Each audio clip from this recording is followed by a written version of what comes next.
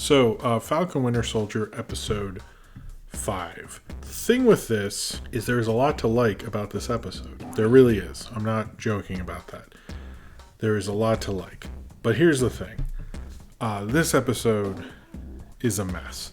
And I think it shows, much like the famous quote from Billy Wilder, you don't have third act problems, you have first act problems. And that is what is happening here. Because you see a lot of stuff going on. It basically, like, the structure of this episode is like ending the plot line almost with the U.S. agent Walker plot line with that epic fight, which I did think was interesting. You have them, Falcon Winter Soldier fighting, if you compare it to the Bucky Cap fight at the end of Civil War. The interesting thing about that fight, I thought, which was interesting if you compare them to Winter Soldier and Cap, it's almost simpatico in terms of their fighting. Like, they just like have it exactly. And in this, like, him and Falcon take a while to work as a team, and when it works well. But it's almost like one wants to, and it's like doesn't really match up, and then when it does, they do that cool move. So that was interesting. I like when their fighting style matched their character dynamic. I thought that was actually a really good moment, and especially the beginning with Walker. But then it ends, and then you have, the Walker thing at the beginning was great, but you have the thing Zemo's gone with the Wakandans, and the whole thing with, the Julie Louis-Dreyfus, if you didn't want to spoil it, now I'm spoiling it, the Julie Louis-Dreyfus thing. And that was fine, but it's almost like the season ended, in a sense, and it's not over, there's another episode. And then everything with the boat I did really like, and I do really like the boat and that line from Bucky, where you have the thing where he's like, why didn't you use your metal arm? I'm like, I don't think of it because it's not my dominant hand. That was good screenwriting. And I like that Bucky was flirting with Falcon's sister. It was really funny. That I enjoy. That character stuff I enjoyed. But the whole thing, and I've been complaining about this for a while, and I have actually seen a lot of black writers talk about this quite a bit with Falcon, is they don't like how people are writing. They don't like how film writers are talking about it. They don't particularly like how they use racism in the show, everything like that. So I want to explain a little bit of that. The awkward line reading of Bucky is this. Bucky was sort of not around during the whole civil rights moment. So a movement like in the 60s, not the Black Lives Matter stuff. Like, he's probably seen some of that, but like the, depending on the snap and how that all works, whatever. But he knows more of the modern stuff, but he didn't live through a lot of that. So the way the Winter Soldier talks about race is probably not going to be the most nuanced in the world. And so he's basically like a 1940s guy talking about it. So of course that's going to be awkward and weird. And that's why I thought that like worked actually when he brings that up. So I didn't think it was a bad line read. I just thought they considered like, how would he be able to talk about this stuff? Like, he probably isn't going to do it that great. And I thought he did fine for like a 1940s guy, but I think that should be considered. However, the other thing is Falcon and Winter Soldier have such different dynamics on here, because we understand the specifics of why the Winter Soldier is upset and who he is, and the whole Winter Soldier thing and his trauma. We have specifics on that with Winter Soldier. With Falcon, we don't. Like, he gets into like the legacy of African Americans in America, but what is Falcon's, like, we keep saying like, I get it, I know.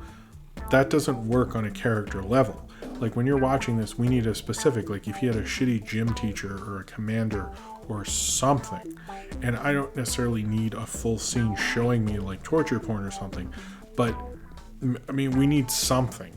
And it's just like he's just dealing with all of racism is a bit like, it's like he doesn't give up the shield because of something for him. He does it because he thinks of giving up because of Isaiah. Like, I wish they fleshed that out more. And I think that's the kind of why people are not liking as much, because Falcon is a character in this, but he's almost not being treated the same way Winter Soldier is. And I wish we had more, like, if it was just his dad who sucked or something, like he doesn't in the show apparently, but like something, like a certain person or an experience like we could flash back to, or we just don't have it. And it sort of stinks because everything with Falcon, like, he seems to know a lot about that stuff and care and have views on that stuff, and that's fine, he should, but like, we don't know anything about him before. We know he's in the army and stuff, but there should be more to it than that, and there just isn't.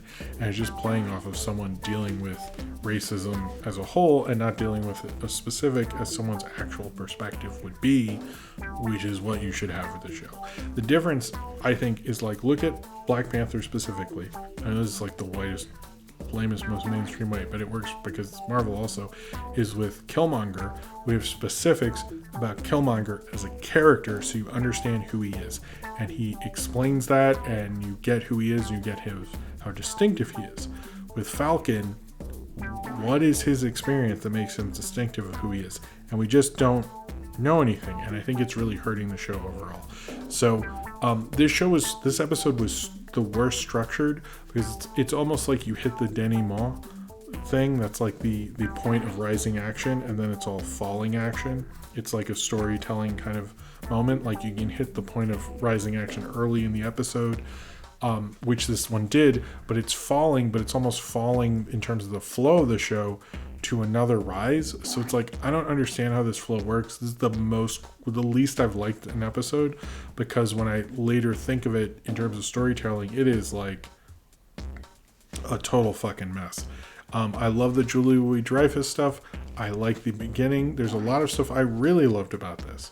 But overall, what it's trying to say with the character stuff, we're getting in this messy territory.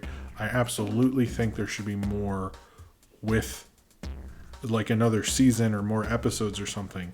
But like, where it is now, I'm like really not sure about the show, and I'm doubting a lot of things. And I really don't think they're going to make up for Falcon in one episode. I mean, unless they have like an amazing scene that explains everything. But that seems to be a problem with these shows. It's like they have the time to do it, and it feels like the only character I've really liked that they've done that with is the Winter Soldier. Everyone else, they seem to like muff it out. So we'll see what goes on from there. The other thing I know about the Julia Louis-Dreyfus stuff is, we know because it was in a Vanity Fair thing, but apparently no one could get it confirmed, which is sort of interesting, is that she was supposed to be in Black Widow, and we don't know if she was cut out because of the rearranging of this, the different release strategy because of COVID and stuff. So we'll see what happens there, but apparently we have in at least Vanity Fair who no one could get it confirmed from anyone at Marvel, which is interesting. But we'll see about that. I'm more doubting the show than I've ever seen before, but I still, I'm going to stick with it. I'm kind of curious how they wrap it up, and of course what Falcon is going to look like in the Captain America uniform, or whatever the Wakandans made for him, which I think is also going to be really cool. So that's it.